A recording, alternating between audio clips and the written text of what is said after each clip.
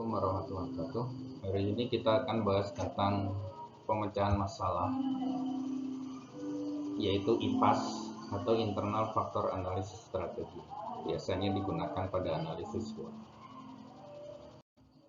Jadi, seperti kita ketahui, analisis SWOT itu berfungsi secara umum untuk membantu dalam proses perencanaan usaha yang dibagi dalam dua faktor, yaitu faktor internal dan eksternal.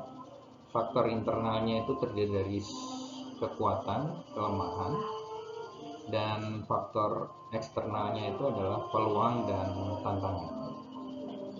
Kendala yang dihadapi oleh sebagian pada saat kita mengadakan analisis SWOT itu adalah saat menganalisis faktor internal dan eksternal dari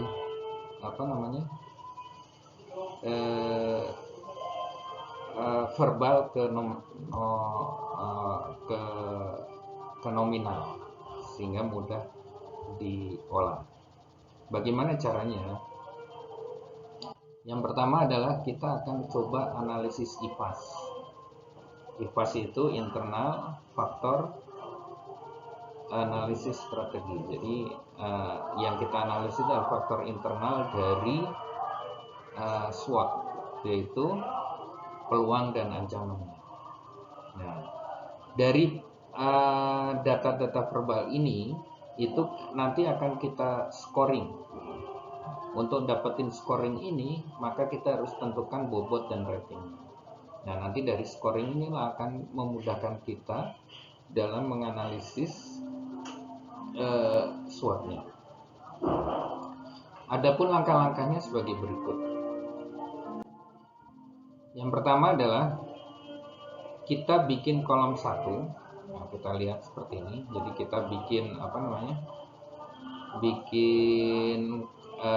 kolom.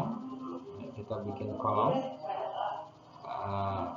Yang pertama adalah tabel IPAS. Kolom 1 kita bikin untuk susun 5 faktor kekuatan dan 5 faktor kelemahan. Jadi kalau kita udah menguraikan banyak faktor-faktor kelemahan dan kekurangannya, kita cukup masukkan 5 yang paling dasar, yang paling utama.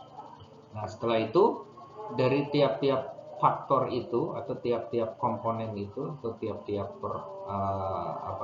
item itu kita tulis skalanya, kita tentukan skalanya, bobot skalanya itu maksimal itu nilainya 1. Jadi misalnya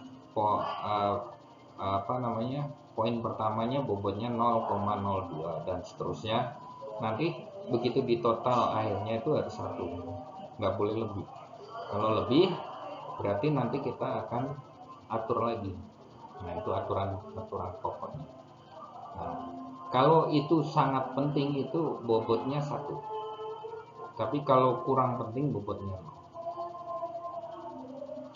Kemudian dari penentuan bobot itu kita bikin ratingnya.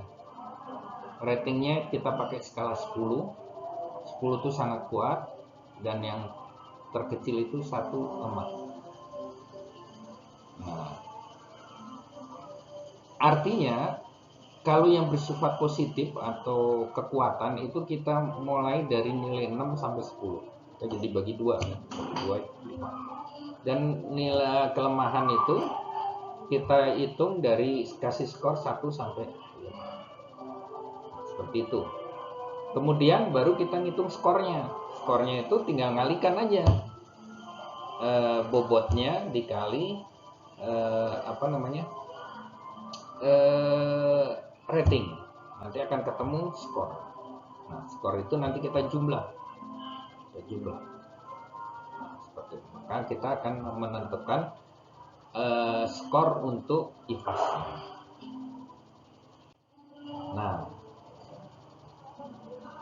pemecahan masalahnya apa? Ya kita hanya tinggal menentukan nilai skor totalnya ini yang di skor sini. Skor totalnya kita jumlahkan. Dan untuk kelemahannya adalah saat kita takut ini kelebihan dari 1 atau maka untuk solusinya, hasil pemecahan masalah, kita menggunakan aplikasi Excel yang sederhana seperti ini. Ini contohnya.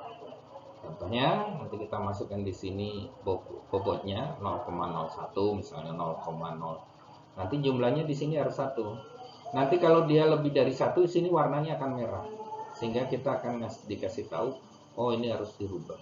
Di sini harus dirubah sampai di sini maksimal 1. Nah, ini ratingnya, skornya 1 sampai 10 kita tentuin aja, Miss. Dan untuk strength nilainya itu dari 6 sampai 10. Kalau untuk weakness itu skornya 1 sampai 5. Masih. Nah, nanti secara otomatis muncul skor di sini berapa. Nah, nanti totalnya berapa. Nah, total itulah yang akan menentukan posisi nanti pas analisis berikutnya, menentukan di kuadran mana. Di metrik IE-nya nanti kita akan tahu kita ada di kuadran mana. Ini sumbu X-nya. Ini nanti sebagai sumbu X. Nah, sumber rujukannya itu ada di web ini. Nanti silahkan diklik untuk dipelajari lebih lanjut. Demikian uraian singkat tentang penyelesaian masalah IPAS untuk membantu siswa-siswa dalam menganalisis SWOT. Terima kasih, hatur nuhun. Wassalamualaikum warahmatullahi wabarakatuh.